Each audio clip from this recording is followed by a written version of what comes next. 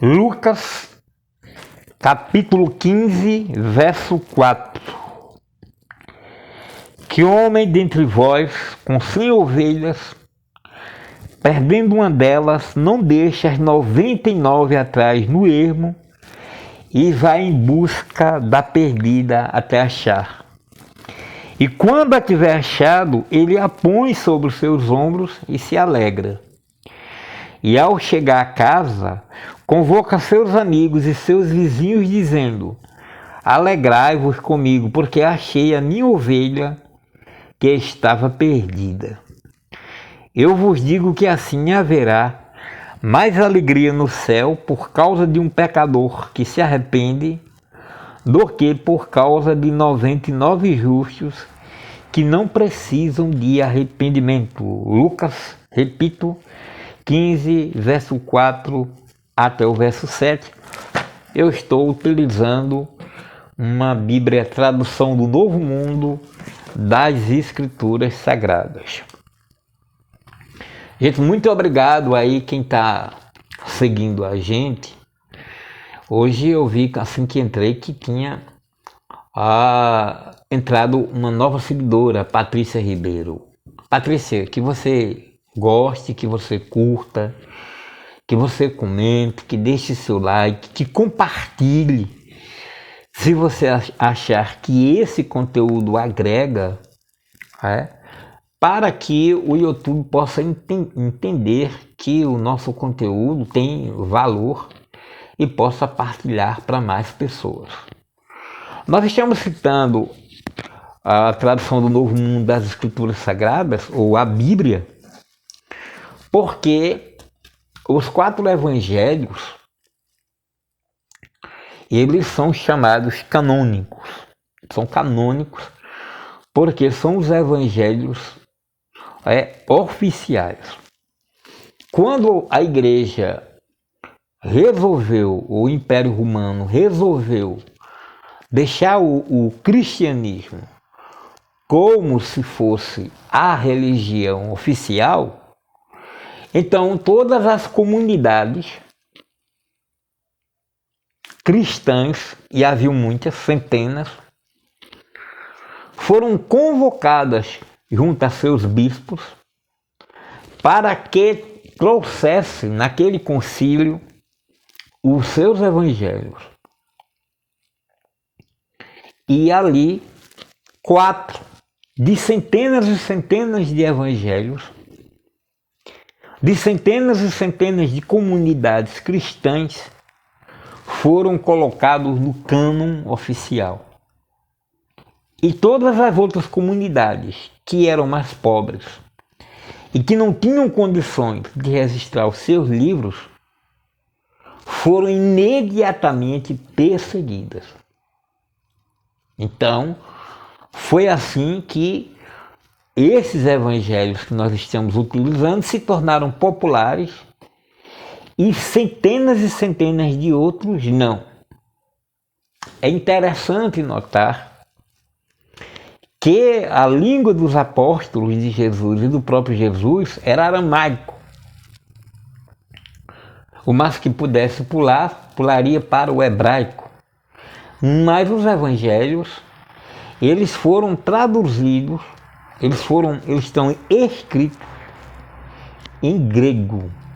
Então, foram os gregos que fizeram a Vulgata. E a partir daí começou as interpretações bíblicas daquelas que nós temos hoje. A Septuaginta, a Ferreira de Almeida Fiel, a Bíblia na linguagem de hoje. E os outros evangelhos, como eu falei, tiveram que ser queimados. E depois foram encontrados a posteriores, há poucos anos atrás, foram encontrados aqueles que é chamados os evangelhos do Mar Morto. Um jovem pastor estava pastoreando suas ovelhas e de repente entrou numa caverna e encontrou vários potes de barro. Dentro desses potes de barro, esses manuscritos. que estavam ali escondidos por épocas, por gerações. Um desses evangelhos é o quinto evangelho de Tomé. Tomé, chamado Tomé Dídimo, ou irmão gêmeo de Cristo, tanto que o Judas disse: aquele a quem eu beijar, a esse prendei, porque esse Tomé era gêmeo do Cristo, ou de Jesus. Então esse quinto evangelho traz as palavras que Tomé ouviu de Jesus e que não estão aqui na Bíblia. Então você pode mandar buscar esse texto ou pode ler na interpretação de Osho, nesse livro extraordinário que é A Semente da Mostarda. Parecia uma parábola, mas não é, mas foi uma pergunta de Jesus. Qual de vós, tendo essa ovelha perdida, e não deixa 99 lá no ermo quer dizer deserto, e não vai em busca daquela que está desaparecida? E depois a sua conclusão espetacular: em verdade vos digo, há mais alegria no céu por um pecador que se arrepende do que por muitos que acham que não precisam de arrependimento. Lógico que essas palavras foram interpoladas e colocadas ali.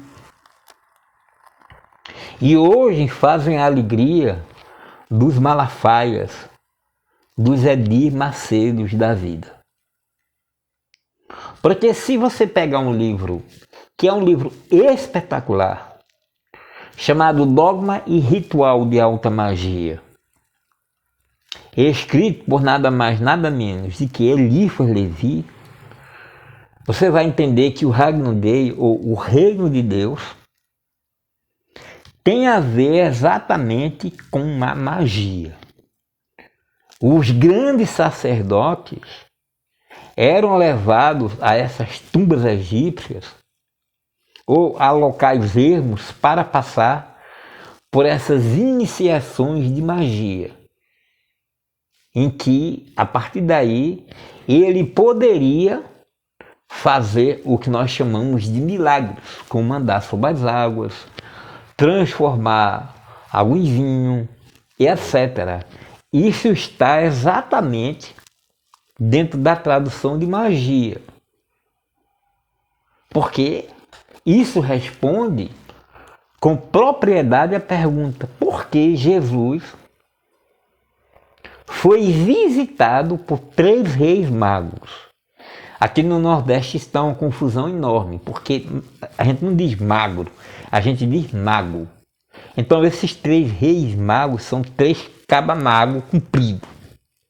E não, magos são magistas, indivíduos que trabalham com magia, elementos que trabalham com a convocação, a conjuração de deidades, de divindades, de espíritos, para bem servir a comunidade ou não. Então, primeiro, nós devíamos entender exatamente isso. Jesus, falei no outro vídeo, que eu disse o Cristo é o Lúcifer. Vou deixar aqui o card. Cristo é Lúcifer. O Jesus de Nazaré, ele simplesmente, como todos os iniciados, eu disse lá nesse vídeo, aproveitou a massa para poder se elevar. E fez isso através da individualização, que ele constantemente vai pregar, vai falar nas suas parábolas. Então, é este o grande problema. Quando nós assistimos filmes, como por exemplo o clássico Quo Vadis, em que a gente vê os cristãos no mausoléu, enfrentando leões e búfalos, etc., nós acreditamos mesmo que tem a ver com os seguidores de Jesus de Nazaré, embora ninguém possa provar que Pedro, Lucas, tal estiveram ali ou passaram nem sequer de frente do mausoléu de Roma. Os cristãos que eram perseguidos eram aqueles que nós chamamos de gnósticos. Esses gnósticos teve livros como esse aqui, o Quinto Evangelho de Tomé e o Piste Sofia. Elementos gnósticos. E eles falam do grande segredo da ressurreição, da morte e ressurreição com propriedade. Então, a questão de Jesus ter nascido sobre Caifás, Herodes, e viveu e começou os seus evangelhos, a pregar o evangelho, a sua missão com 33 anos, etc. Com 30 e morreu aos 33. Foi morto, crucificado e ressuscitado. É desmentido até pelo próprio Jesus nas próprias Escrituras. Porque quando pedem a ele um sinal de que ele seria o Messias, o tão famoso Messias, ele diz: nenhum sinal eu vos darei a essa geração incrédula, senão de que o sinal de Jonas. Ora, se você for inteligente, você vai ver no livro de Jonas que ele não queria ir para Nínive. Jeová forçou ele a ir para Nínive e ele pegou um navio e já ia para outro local, para se ver livre de Jeová. E aí veio uma grande tempestade sobre aquele barco, aquele navio, e o camarada lá, o grão-piloto, sabia que alguma coisa estava acontecendo. Algum Deus estava se manifestando contra alguma pessoa daquelas ali. Isso era uma crença, gente, que existia naqueles lugares. Um Deus de alguém que está aqui, está perseguindo, e nós vamos morrer juntos, se não descobrimos quem é. Então, lançaram a sorte, está lá, e foi lançada a sorte, né? E você não viaja nisso. Como é que isso foi lançada a sorte? E foi lido um oráculo. O crente passa por cima disso, isso incomoda. E deitaram a sorte e descobriram que era Jonas. Jonas estava sendo perseguido por Jeová. E pegaram ele e jogaram mar adentro. E uma baleia, a Bíblia não diz que é uma baleia, dizia um peixe grande, o engoliu. E ele passou 3 dias e 3 noites, entenda isso, no ventre da baleia, orando. E essa baleia foi e o cuspiu fora depois de 3 dias e 3 noites. Exatamente em Nínive. Agora eu pergunto a vocês, ele saiu morto? Né? Porque o sinal de Jonas é isso, diz que a baleia cuspiu ele e ele estava vivíssimo. Então Jesus deixou uma pista sobre o que iria acontecer a posteriori com ele.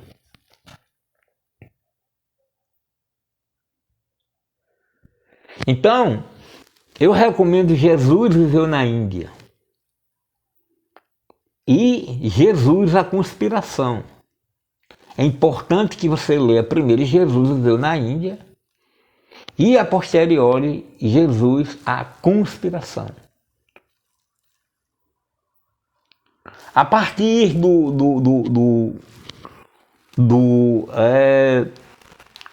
daquele pano, né? O sudário de Turim,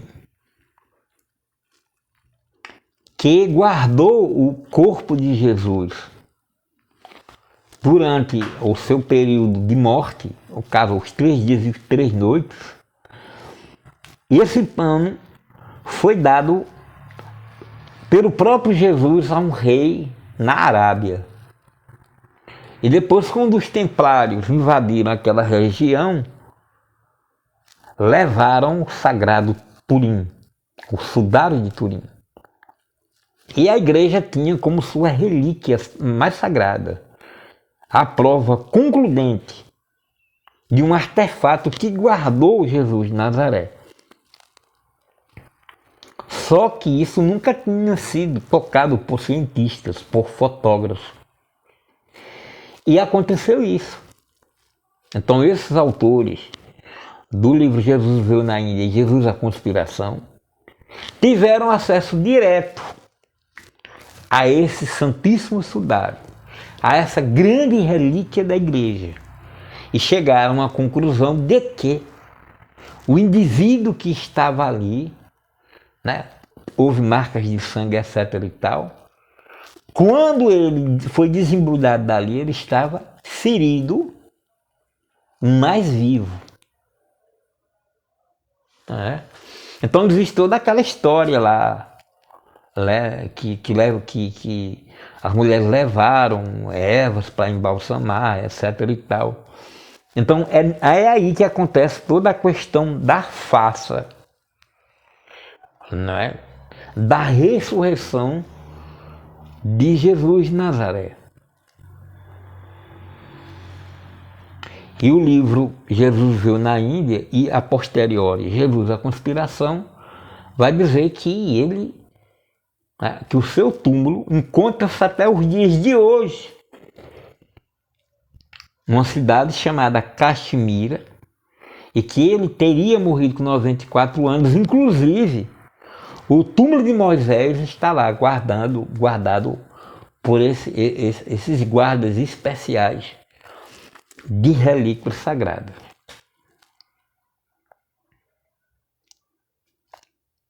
Então, se o espiritismo, se o cristianismo é uma farsa, tudo aquilo que se movimenta em torno dele é farsa também. É farsa o cristianismo na sua base, é fake o espiritismo kardecista, é engano o adventismo do sétimo dia, a Assembleia de Deus, o pentecostalismo, entre outros. Porque tudo que nasce de uma mentira é mentira também. Mas aí vem essa história dessa ovelha que fugiu. E os pastores vão utilizar isso para dizer que há mais alegria no céu, né, por um pecador que se arrepende do que por aqueles que há justos. E eu repito, isso não existia, né, no seu original. Isso foi interpolações, porque estava nascendo ali, no Império de Constantino, uma nova religião. E essa religião teria que ter marketing. Então Jesus foi inventado de uma maneira pela Igreja de Roma para que completasse tudo que estava escrito ali pelo Torá, né? De Gênesis a Malaquias. A história de Jesus, ela foi criada, foi amarrada, né? Para nos dar a impressão de que não houve defeito nenhum. E é lógico, aqueles que vieram a posteriori, vendo ali uma grande opção de se ganhar a vida, se dedicou ali, criou ali a teologia. A teologia é o estudo da divindade, estudo de Deus. Mas o que a história da ovelha perdida diz, na verdade, é que uma ovelha ali individualizou-se. Gente, isso aí é tão complicado, vocês não imaginam como é difícil para um mestre luciferiano conseguir que uma pessoa se individualize. Deixa eu lhe contar. A maioria das pessoas que nos buscam, elas são devotos de São Harry Potter. Elas têm uma queda por Batman, Drácula, lobisomem e outros bichos qualquer. Elas estão ligadas a histórias contadas de daimons que fazem chover, demônios que fazem chover, que secam o chão. Aquela coisa absurda que você vai ver nos filmes dos Vingadores ou até em John Wick, Baba Yaga. John Wick, ele tem um revólver que tem 1 milhão de balas, que o nego atira nele de metralhadora, nunca acerta, mas ele com um revólver lá, que nunca seca de balas, aí todo tiro que ele dá é certeiro. Ele pode estar de costas, ele atirou, derruba um. E os caras de frente com ele, com metralhadora, e não acontece nada. Então as pessoas vêm cheias dessas loucuras, gente. As pessoas chegam aqui doentes. Não pense que a doença é o problema afetivo, amoroso, profissional. Não. As pessoas chegam doentes de tanta bobagem. Sabe? Porque são cristãos fugindo. Porque satanista quer dizer isso, né? É aquele que é contra. Então você vai ver indivíduos, pessoas que são de Ossá, que é um Odu, que não podem mexer com feitiçaria, mexendo com feitiçaria e fazendo pactos com São Cipriano, e rezando na cabeça das pessoas, e outros absurdos. São pessoas doentes. E a maior dificuldade nossa é de fazer essa cirurgia espiritual. Vocês não imaginam como isso é difícil. Para que a pessoa possa desconstruir essa bobajona toda, de deixar de fora o Papacigo, a Caipora, Harry Potter, Batman, Drácula, tudo mais, e se tornar uma iniciada ou um iniciado. Compreender a verdade dos fatos. Gente, isso é a maior cura. Quando você faz o acordo luciferiano, cara, ele mesmo, a divindade em si, já começa a cortar os milhares de cordões negativos que o iniciante traz. Não só com encarnados, porque existe, como você sabe, segundo aí o próprio Allan Kardec, existem vários tipos de obsessões espirituais. A obsessão mais conhecida é de desencarnado para com encarnado. A coisa lá espiritual persegue aqui o indivíduo. Mas há obsessões mais terríveis que são de encarnado para desencarnado. A filha não deixa o pai ser feliz no outro lado. Chegou o dia dos pais, chegou o dia das mães, coloca lá a foto daquelas múmias lá. Mamãe, vovó, é um chororô. Todo mundo já curtindo da herança dos velhos, vaca, fazenda. Mas coloca, porque aquilo ali é bonito, socialmente falando. E vibra lá no espírito do elemento onde ele estiver. E não permite pela nostalgia, pela aquela pessoa guardando roupa, pratos, móveis, o escambau, como se fosse relíquias sagradas, não permite que o espírito se liberte e tenha alguma evolução. E isso é muito complicado, isso é muito difícil. Porque às vezes o espírito está passando, aquele espírito que a gente acha sagrado, está passando por zonas terríveis, umbralinas. E isso pode passar séculos, até que toda aquela família lá que chora por ele vire pó, vire espírito também. Então, quando você faz o acordo luciferiano, certo? Esses cordões malévolos, que não ajudam você nem quem foi para o outro lado, negativos, malignos, vão cortando. E vão cortando também todos os cordões negativos que você tenha com entidades de umbanda, quimbanda, tudo que for negativo vai no pacote, ele vai quebrando. Os primeiros 21 dias pós-pacto é isto. E isto acontece, veja bem, para que você possa, a partir daí, ter uma vida valorosa, ler coisas interessantes. Porque eu passo o livro para as pessoas que entram em contato, eu passo, mandei buscar o livro, sabe, mas não encontra uma hora para ler o livro. A pessoa não traz nada de interessante sobre aquele livro. Então, as pessoas acreditam que um burro carregado de livro é um doutor.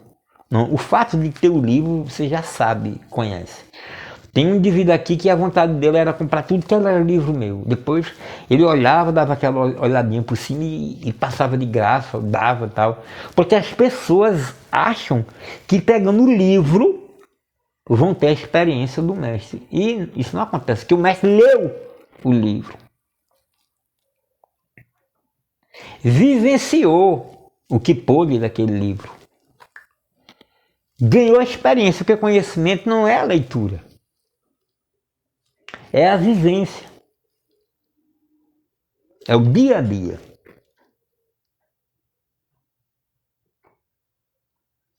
Então, o que é interessante é que uma vez que esses cordões vão sendo quebrados, e todos esses cordões são quebrados, até 21 dias após, você está livre para ser você. Este é o problema.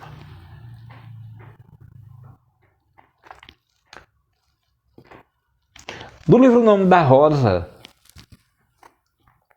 Humberto Eco fala de dois indivíduos, dois nazarentos, dois leprosos, que foram até que viajaram até Roma para tocar no túmulo de São Lázaro. Eles tinham aquela crença de que, ao chegar lá, depois de passar por muitos contrafeitos, muitos caminhos difíceis, porque as pessoas jogavam pedra, e eles tinham que andar com um sininho, leproso, não podiam passar pelo o caminho que as pessoas sabias passavam, então com muito perrengue chegavam lá. Humberto Eco disse que um olhou para o outro e disse: se a gente tocar nesse túmulo, a gente vai se livrar dessa doença. E a gente vai viver de quê? É porque já perdemos dedo, já perdemos dentes, já perdemos orelha, E aí? Então é isso que acontece com as pessoas depois dos 21 dias. Certo, eu estou livre, e agora? Aí começam a voltar, e tome Harry Potter, tome o Conde Drácula, tome filme de terror. São pessoas doentes. Doentes. E aquela coisa existe de verdade. Como diz determinados satanistas, sua alma não vale nada, porque sua alma é gregária. É um rebanho. É uma colmeia. Agora, quando você se individualiza, quando você é a ovelha negra, que você sai do rebanho, aí você já é olhado por N entidades e sua alma passa a ter valor. Pior, esses bilhões de pessoas que o Espiritismo diz que estão reencarnando, não estão reencarnando. Eles são vindo forçados. Só reencarnam, como dizia Gurdjieff, só reencarnam pessoas que se individualizaram. Elas vêm certo para cumprir uma determinada missão. Então são muito raras as pessoas que na verdade reencarnaram. O turbilhão, a turba malta ralé, a mubiça, foi obrigada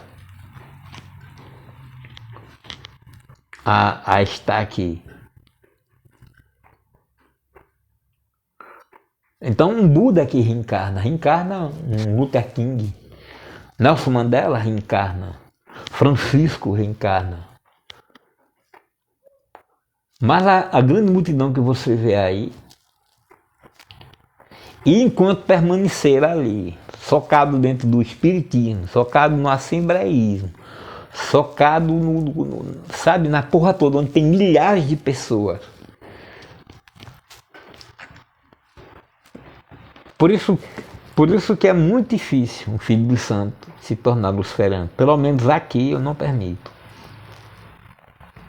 Porque a gente tem rebanho. Aqui é para lobo solitário. Ah, mas você fala de orixás. Eu agora estou falando sim. Mas orixás tem que ser vivido em sociedade. Eu sei. Mas a gente precisa dar uma alternativa. Há muita gente que gosta de orixá e que não é gregário. Nem que seja o jogo de búzios, o Mary de Logum, nem que seja ver os odus, nem que seja ter o seu mapa. Para você conhecer os odus e entender que tem um bocado de coisa que você está fazendo que está lhe prejudicando socialmente, financeiramente, afetivamente, sexualmente, destruindo sua saúde e você.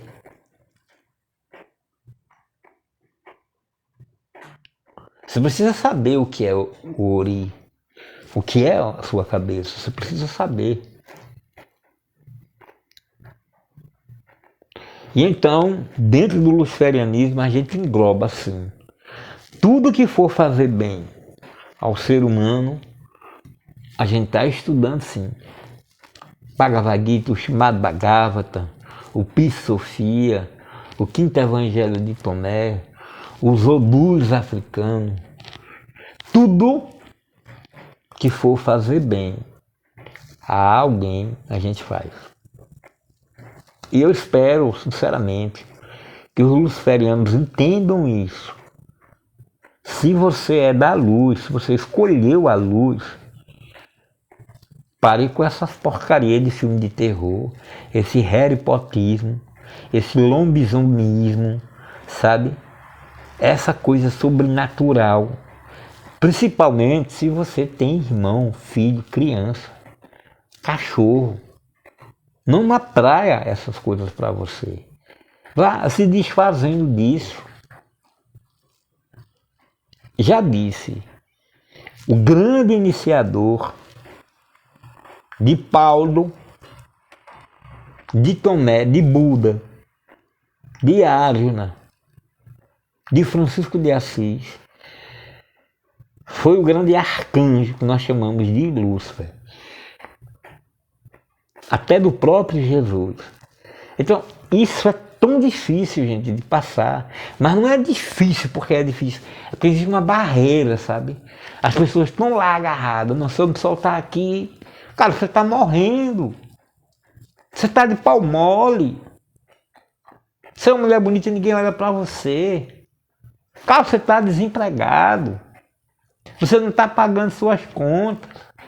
Você não está conseguindo cliente. E o cara lá agarrado.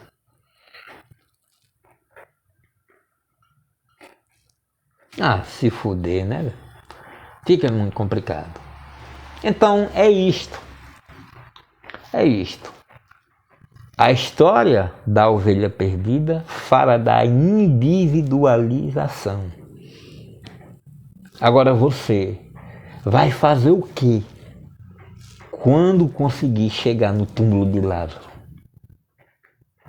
Você vai ter a coragem de tocar? Quando terminar os 21 dias da limpeza luciferiana, que é feita pelo próprio, você vai querer ser livre? Porque dói.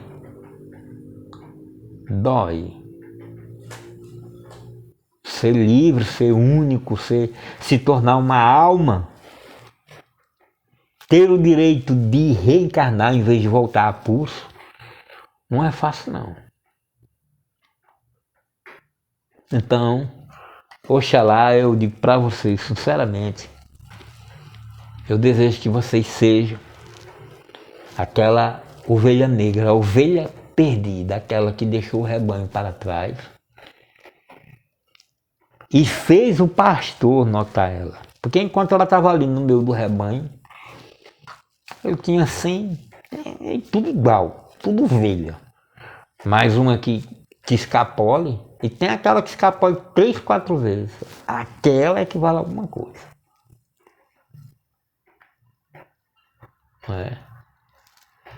Então é isso. Você vê que hoje eu fui no supermercado e tava uma briga para conseguir um pedacinho de peixe.